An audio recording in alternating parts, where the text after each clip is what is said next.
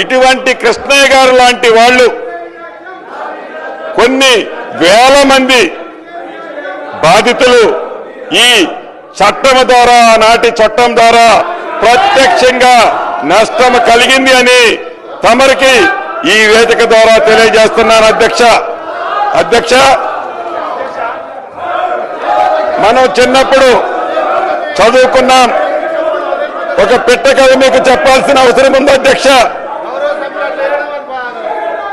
2 పిల్లులు రొట్టె కథ ఈ ధరణిలో ఉంది.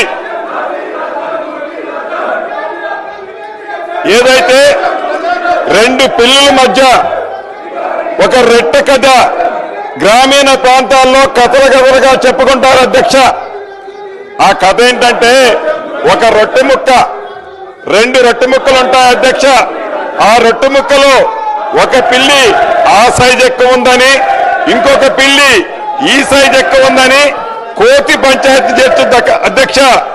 చివరికి 2 పిల్లుల్ని కాదని ఆ 2 రొట్టె ముక్కలని ఆ కథలో కోతి తిన్నట్లే ఈ ధరణి కాన్సెప్ట్ ని పెట్టి తెలంగాణ రాష్ట్రంలో ఉండే దళిత, గిరిజన, మైనారిటీ, బీసీల వేలాది ఎకరాల భూములని ఆనాటి పెద్దలు కోతి సామెతలాగానే తన్నుకుపోయారు అధ్యక్ష.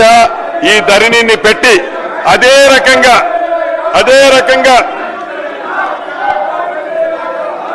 ఇటు రాష్ట్రంలో అటు దేశంలో 2014 ముందు కాంగ్రెస్ ప్రభుత్వం తీసుకొచ్చిన రెవెన్యూ చట్టాలు, సంస్కరణలు